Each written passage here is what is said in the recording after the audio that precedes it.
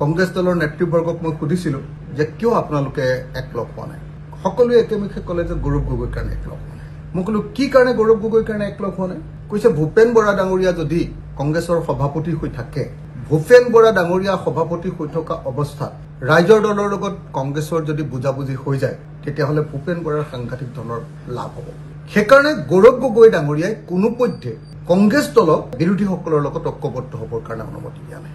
কৈছে যে যিদিনাই গৌৰৱ গগৈ ৰাজ্যিক কংগ্ৰেছৰ সভাপতি হ'ব, সেইদিনাই গৌৰৱ গগৈয়ে আমাৰ লগত বিৰোধী ঐক্যমঞ্চ কৰিব, কিন্তু ভূপেন বৰা ডাঙৰীয়াৰ নেতৃত্বত হ'বলৈ নিদিয়ে। ওলোটাই ভূপেন বৰা ডাঙৰীয়াকে ভাবুকি দিছিলে, ভয় দেখুৱাইছিলে, ব্লেকমেইল কৰিছিলে। দ্বিতীয়তে আকৌ এটা কোৱা হৈছে যে নহয় দেৱব্ৰত শইকীয়া ডাঙৰীয়া তেখেতেও এইটো কোৱাটো বিচৰা নাই। 2021 আমি নাজিৰা সমষ্টিত আমাৰ প্ৰাৰ্থী দিয়াৰ কথা আছিলে ৰাইজৰ দলৰ, নিদিলোঁ। এবাৰ দিব লাগিব। তেতিয়াহ'লে নাজিৰা বিধানসভা সমষ্টিত আমি প্ৰাৰ্থী দিব লাগিব ৰাইজৰ দলে। ভাল প্ৰাৰ্থী, শক্তিশালী প্ৰাৰ্থী আমাৰ আছে, আমি উঠাম।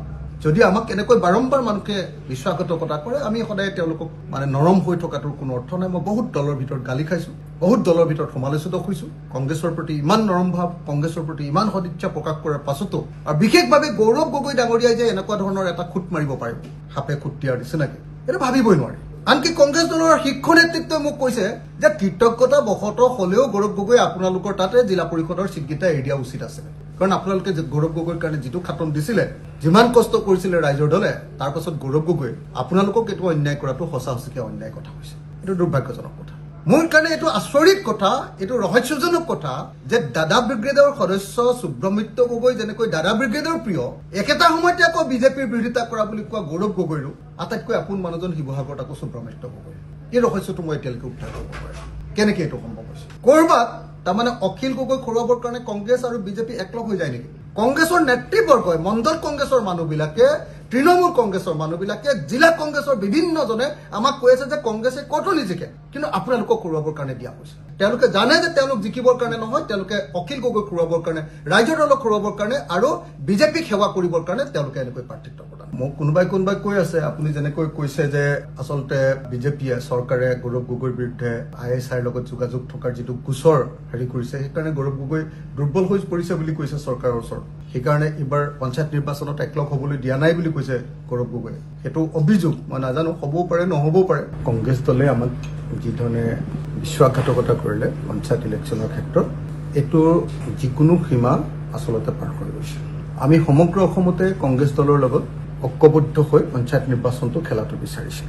আমি বাৰম্বাৰ কৈছিলোঁ যে কোনোপধ্যে আমি বিজেপিক জয়যুক্ত হ'বলৈ সুবিধা দিব নালাগে। আমি কৈছিলোঁ যে যিহেতু বিজেপি আৰু AGP ঐক্যবদ্ধ হৈছে, তেওঁলোকে জিলা পৰিষদৰ আসনবিলাক আৰু আঞ্চলিক পঞ্চায়তৰ আসনবিলাক ভাগ ভাগ কৰি লৈছে। আমি কোনোপধ্যে বিৰোধী পক্ষই কেতিয়াও পৃথক পৃথককে ইলেকশ্যন খেলিব নালাগে। পৃথক পৃথককে ইলেকশ্যন খেলা মানে হ'ব আমাৰ চুইচাইড। যদি চৰকাৰী পক্ষৰ মানুহ একেলগে থাকে দুইটা দল, আৰু বিৰোধী পক্ষ বেলেগ বেলেগকে থাকে, ডেফিনেটলি সেইটো চৰকাৰী পক্ষৰ কাৰণে সুবিধাজনক।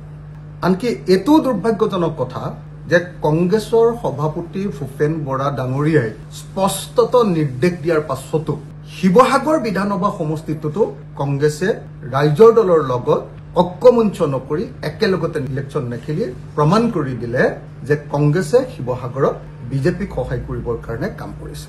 কংগ্ৰেছ দলৰ নেতৃবৰ্গক মই সুধিছিলোঁ যে কিয় আপোনালোকে একলগ হোৱা নাই।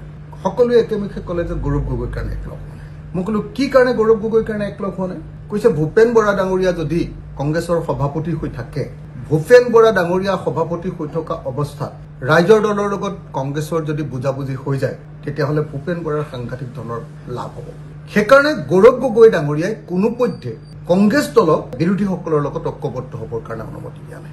কৈছে যে যিদিনাই গৌৰৱ গগৈ ৰাজ্যিক কংগ্ৰেছৰ সভাপতি হ'ব, সেইদিনাই গৌৰৱ গগৈয়ে আমাৰ লগত বিৰোধী ঐক্যমঞ্চ কৰিব, কিন্তু ভূপেন বৰা ডাঙৰীয়াৰ নেতৃত্বত হ'বলৈ নিদিয়ে। ভূপেন বৰা ডাঙৰীয়া আৰু অখিল গগৈৰ মাজত সম্পৰ্ক ভাল হৈ যায় বুলি ভাবিয়ে শিৱসাগৰত গৌৰৱ গগৈৰ নিৰ্দেশত সুব্ৰমণ্য গগৈ, যি মোৰ বিৰুদ্ধে যোৱাবাৰ ইলেকশ্যনত উঠিছিলে 21 চনত কংগ্ৰেছৰ পৰা, আৰু কংগ্ৰেছ দলৰ জিলা সভাপতি মঞ্জিৰ গগৈ একলগ হ'বলৈ দিয়া নাই। বাৰম্বাৰ নিৰ্দেশ দিছিলে ভূপেন বৰা ডাঙৰীয়াই, কৈছিলে যে ৰাইজৰ দল আৰু কংগ্ৰেছে অন্ততঃ শিৱসাগৰত একেলগতে খেলিবই লাগিব, কিন্তু তেওঁলোকে ওলোটাই ভূপেন বৰা ডাঙৰীয়াকে ভাবুকি দিছিলে, ভয় দেখুৱাইছিলে, ব্লেকমেইল কৰিছিলে।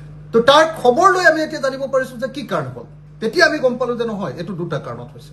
এক নম্বৰ কাৰণটো হ'ল যে গৌৰৱ গগৈ হ'বলৈ দিয়া নাই। যদি শিৱসাগৰত আমাৰ মাজত বুজাবুজি হৈ যায় তেতিয়াহ'লে ভূপেন বৰা ডাঙৰীয়াৰ পজিটিভ হ'ব, এডভান্টেজিয়াছ পজিশ্যনলৈ যাব। ভূপেন বৰা ডাঙৰীয়াৰ লগত মোৰ সম্পৰ্কটো বৃদ্ধি হ'ব, ভাল হ'ব। সেই সম্পৰ্কটো ভাল হ'লে গৌৰৱ গগৈৰ লোকচান হ'ব। গৌৰৱ গগৈ যেতিয়ালৈকে প্ৰদেশ কংগ্ৰেছৰ সভাপতি নহয় তেতিয়ালৈকে মানে বিৰোধী মঞ্চত হ'বলৈ নিদিয়ে, এই কথা কোৱা হৈছে। দ্বিতীয়তে আকৌ এটা কোৱা হৈছে যে নহয় দেৱব্ৰত শইকীয়া ডাঙৰীয়া তেখেতেও এইটো কোৱাটো বিচৰা নাই। দেৱব্ৰত শইকীয়া ডাঙৰীয়ানো কিয় বিচৰা নাই মই নাজানো।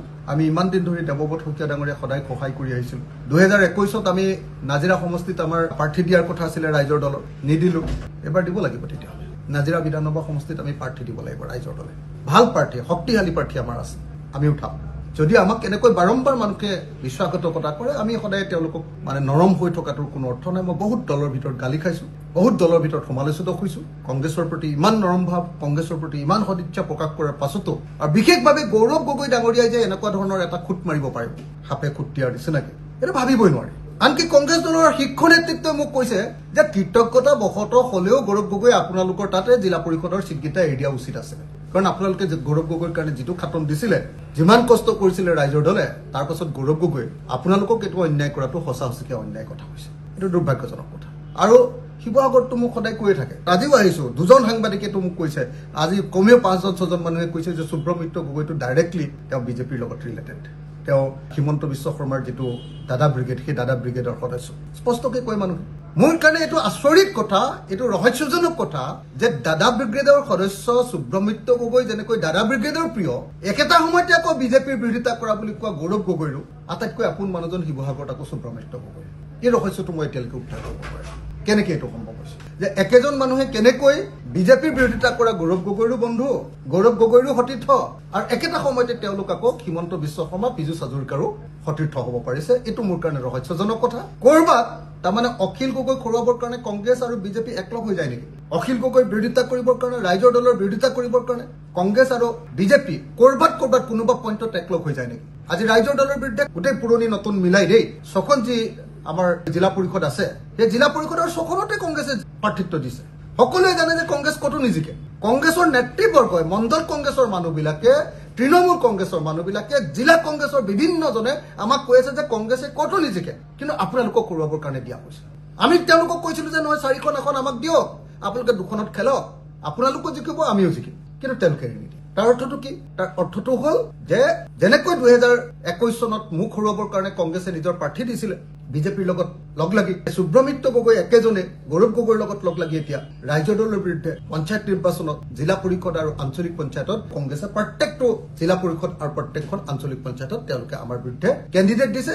তেওঁলোকে জানে যে তেওঁলোক জিকিবৰ কাৰণে নহয়, তেওঁলোকে অখিল গগৈ খৰুৱাবৰ কাৰণে, ৰাইজৰ দলক খৰুৱাবৰ কাৰণে আৰু বিজেপিক সেৱা কৰিবৰ কাৰণে তেওঁলোকে এনেকৈ প্ৰাৰ্থিত্ব প্ৰদান। ডেফিনেটলি এবাৰ আমি নাজিৰাৰ কাৰণে নাহং কেণ্ডিডেট ইতিমধ্যে ঠিক কৰি পেলাইছো। আচলতে তেওঁ leader of the opposition, Congress দলৰ প্ৰধান এজন নেতা, গতিকে আমি তাত সাংগঠনিক কাম কাজ নকৰিছিলো, ৰাজনৈতিক কাম কাজ কৰা নাছিলো। ইচ্ছা কৰি তেওঁক জিকাম বুলি ভাবি যে তেওঁক আমি ডিষ্টাৰ্ব নকৰো, তেওঁক একদম শান্তিপূৰ্ণ বা শান্তিৰে সৈতে তেওঁ বিজেপিৰ বিৰোধিতা কৰিবলৈ সুযোগ প্ৰদান কৰিব খুজিছিলো। কিন্তু যেতিয়া তেওঁ নিজে বিজেপিৰ বিৰোধিতা নকৰে, বিৰোধিতা কৰে ৰাইজৰ দলৰ, বিজেপি তেওঁলোকৰ বন্ধু আৰু ৰাইজৰ দল তেওঁলোকৰ শত্ৰু, গতিকে এইবাৰ ৰাইজৰ দলে নাজিৰাত কেণ্ডিডেট দিম, সেয়া আহোম কেণ্ডিডেট বা চাহ জনগোষ্ঠীৰ কেণ্ডিডেট হ'ব। আৰু নিশ্চিতভাৱে এইবাৰ আমি ভালকে নাজিৰাত এবাৰ যুঁজখনত নামিম আৰু যিকোনো পৰিস্থিতিৰ কাৰণে আমি সাজু হ'ম। একদম নিশ্চিন্ত হৈ থাকক। মোক কোনোবাই কৈ আছে, আপুনি যেনেকৈ কৈছে যে আচলতে বিজেপিয়ে, চৰকাৰে গৌৰৱ গগৈৰ বিৰুদ্ধে ISIৰ লগত যোগাযোগ থকাৰ যিটো গোচৰ হেৰি কৰিছে, সেইকাৰণে গৌৰৱ গগৈ দুৰ্বল হৈ পৰিছে বুলি কৈছে চৰকাৰৰ ওচৰত। সেইকাৰণে এইবাৰ পঞ্চায়ত নিৰ্বাচনত একলগ হ'বলৈ দিয়া নাই বুলি কৈছে গৌৰৱ গগৈ। সেইটো অভিযোগ, মই নাজানো, হ'বও পাৰে নহ'বও পাৰে। আপুনি যেনেকৈ সন্দেহ কৰিছে, বিভিন্নজন মানুহে আমাক কৈছে যে গৌৰৱ গগৈ কেনেবাকে ভয় খাই হিমন্ত বিশ্ব শৰ্মাৰ লগত বুজাবুজি কৰিছে নেকি। তো সেই অভিযোগটো মানুহে উত্থাপন কৰিছে, হ'বও পাৰে নহ'বও পাৰে, মই নাজানো, কিন্তু অভিযোগটো উত্থাপন হোৱাটো হয়।